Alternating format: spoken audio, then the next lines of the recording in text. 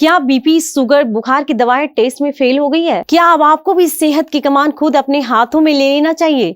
ये मैं नहीं कह रही हूँ, आंकड़े डराने वाले हैं। आमतौर पर जब आपको सर्दी बुखार होता है तो आप क्या करते हैं? आपका जवाब होगा कि डॉक्टर से सलाह लेकर दवाई लेते हैं।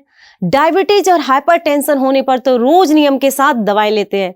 इसके बाद बेफिक्र हो जाते हैं कि हमने दवा खा ली है, अब तो कोई टेंशन वाली बात नहीं है। बीते कुछ महीनों में ड्रग रेगुलेटरी बॉडी CDSCO की जांच में कई दवाएं क्वालिटी टेस्ट में फेल हो गई है। इसका मतलब है कि कोई दवा जो जिस बीमारी के लिए इलाज के लिए बनी थी उसके लिए कारगर नहीं है। उस दवा के साइड इफेक्ट भी ज्यादा हो सकते हैं। कुल मिलाकर क्वालिटी टेस्ट में फेल दवाएं खाना आपके लिए सेफ नहीं है। इसलिए आज के समय में हम दवा खाकर भी बेफिक्र नहीं हो सकते हैं। भारत की सबसे बड़ी ड्रग रेगुलेटरी बॉडी CDSCO ने 48 दवाओं की एक लिस्ट जारी की है।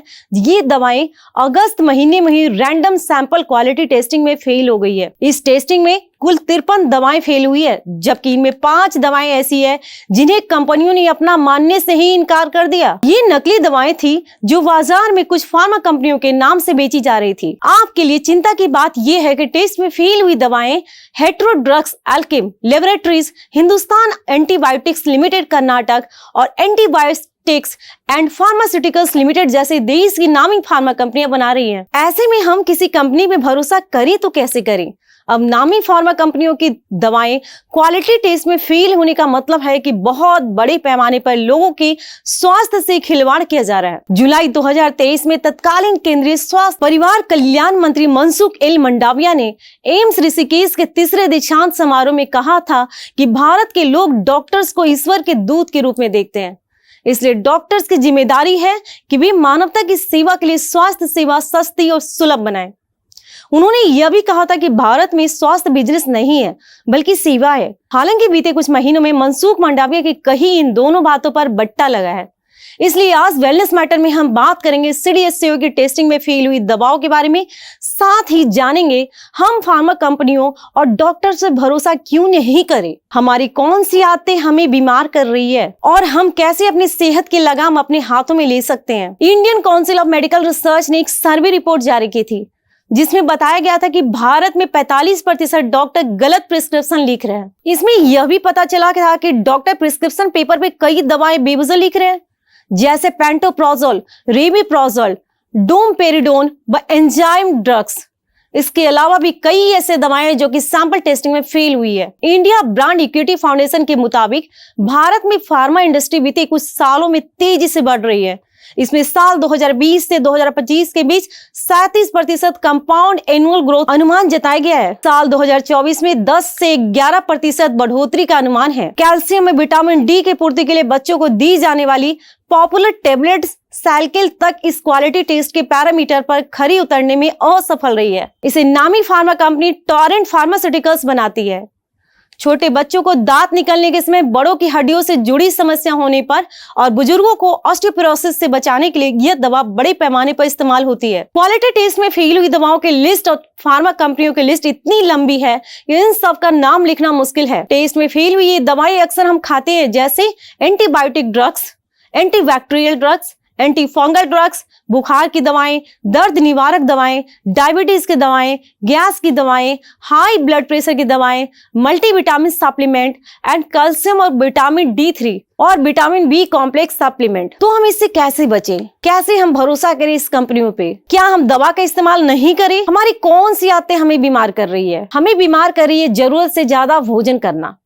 अगर आप हेल्दी रहने के चक्कर में जरूरत से ज्यादा भोजन करते हैं तो आपकी ये आदत भी आपके शरीर के लिए नुकसानदायक हो सकती है। कम खाएं और प्रयास करें कि जो भी खाएं वे शरीर में पोषक तत्व की कमी को पूरा करते हो। आहार में ऐसी चीजें शामिल करें जिनमें अधिक मात्रा में विटामिन और प्रोटीन हो। ज्यादा भोजन करना आपकी सेहत के लिए हानिकारक हो सकता है। ब्रेकफास्ट हमेशा हेल्दी करें, लंच में हल्का भोजन करें और रात का भोजन जहां तक हो सके सादा और कम तेल मसालों वाला भोजन करें। देर से सोना, देर से उठना, क्योंकि आजकल हम सब भी फोन में लगे रहते हैं, जिसके कारण रात को देर से सोते हैं और फिर सुबह देर से उठते हैं, जिसकी वजह से पूरा दिन हमें थकान का अनुभव होता है और कभी कभी तो देर तक सोने के कारण सर दर्द भी होता है। कोशिश कीजिए कि 11 बजे तक आप सो जाएं और सुबह 6 बजे तक उठ जाएं। आप भले ही फिर दिन में आधा 1 घंटे की नींद ले सकते हैं, लेकिन सुबह उठकर तो देखिए, जो सुकून मिलेगा वो दिन में और कोई समय नहीं मिलता। हाथ नहीं धोना, आपकी त्वचा पर हमेशा बैक्टीरिया रहते हैं जो अगर पेट में चले जाए तो डायरिया, फूड पॉइजनिंग का कारण बनती है।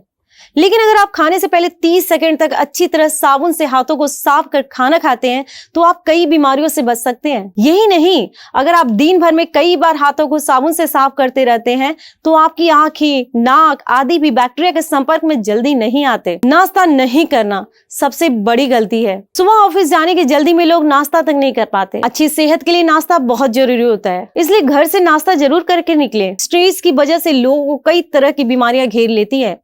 हाई ब्लड प्रेशर, शुगर आदि की संभावना ऐसे में ज्यादा रहती है, इसलिए कोशिश करें कि स्ट्रेस कम से कम ले और खुश रहने के लिए मेडिटेशन करें। आजकल नौजवान जंक फूड खाना ज्यादा पसंद करते हैं जो सेहत के लिए बिल्कुल भी फायदेमंद नहीं है। अगर आपका खाने का मन करे भी तो कोशिश करें कि उससे पेट ना भरे। घर आकर खाना जरूर खाएं। तो कैसे हम अपनी सेहत की लगाम अपने हाथों में ले सकते हैं? रोजाना 30 से 40 मिनट का वॉक कीजिए। तला हुआ मसालेदार भोजन नहीं खाएं। मिठाई खाने में कंट्रोल करें। स्वच्छ और उबला हुआ पानी पिएं। घर में विशेष रूप से रसोई घर में स्वच्छता बनाए रखें।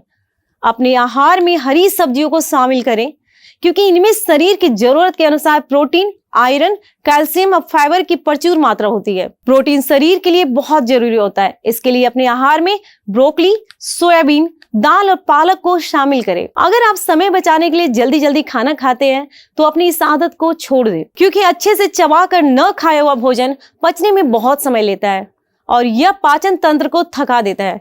इसलिए भोजन को अच्छी तरह से चबा कर खाएं। अपने वजन पर नियंत्रण रखें। इसके लिए फास्ट फूड और डिब्बा बंद खाने से परहेज करें। बाहर से आने के बाद हाथ जरूर धोएं।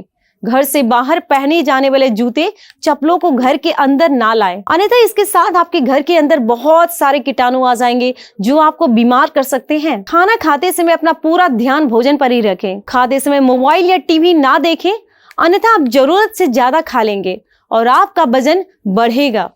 हड्डियों की मजबूती और शरीर में विटामिन डी की कमी को पूरा करने के लिए नियमित रूप से थोड़ी देर धूप में जरूर बैठें। हाल की दवाओं की गुणवत्ता और गलत प्रिस्क्रिप्शन से जुड़े चिंताजनक आंकड़े हमें यह सोचने पर मजबूर करते हैं कि स्वास्थ्य की देखभाल केवल दवाओं पर निर्भर रहकर नहीं किया जा सकता है। अपनी आदतों में सुधार करें, स्वच्छ रहें, संतुलित आहार लें, नियमित व्यायाम करें, डेली एक्सरसाइज करें और आप डेली एक्सरसाइज करके कई बीमारियों से बच सकते हैं और आप सेहतमंद रह सकते हैं। इसके साथ ही हमें डॉक्टर और फार्मा कंपनियों पर आंख मूंद कर भरोसा करने की बजाय अपने स्वास्थ्य की जिम्मेदारी खुद उठानी चाहिए, ताकि दवाओं की गुणवत्ता में कमी या गलत प्रिस्क्रिप्शन के दुष्प्रभावों से खुद को बचाया जा सके।